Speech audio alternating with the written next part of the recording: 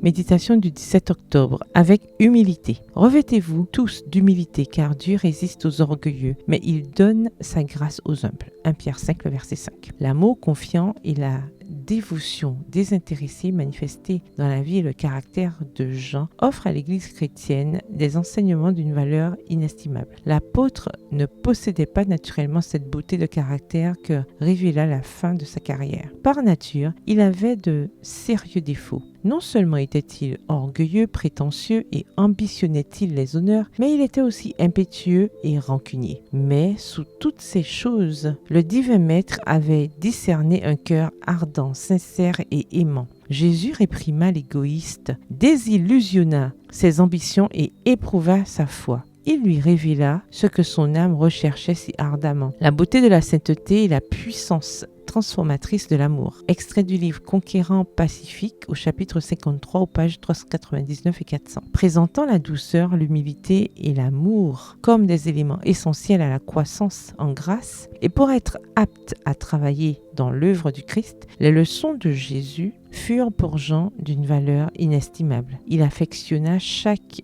enseignement et s'efforça constamment de mettre sa vie en harmonie avec le divin modèle. Il avait commencé à discerner la gloire du Christ, non pas le faste et la puissance du monde, mais la gloire du Fils unique du Père, pleine de grâce et de vérité. Jean 1, le verset 14 dans la version Martin. Jean désirait être comme Jésus et, sous l'influence transformatrice de l'amour du Christ, il devint humble et doux. Son moi fut caché en Jésus. Extrait du livre Conquérant Pacifique au chapitre 53 aux pages 402 et 403. Le Seigneur Jésus cherche la coopération de personnes susceptibles de devenir des canaux par lesquels il pourra communiquer sa grâce. La première chose que doit faire celui qui aspire à devenir le collaborateur de Dieu est d'apprendre à se défier de lui-même. C'est ainsi que le caractère du Christ pourra lui être imparti. Cela ne s'obtient pas par l'éducation acquise à l'école. C'est le fruit de la sagesse que l'on acquiert uniquement auprès du divin maître. Des hommes versés dans les arts et les sciences ont appris de précieuses leçons de la part d'humbles chrétiens considérés comme ignorants. C'est que ces obscurs disciples tenaient leur instruction de la meilleure des écoles.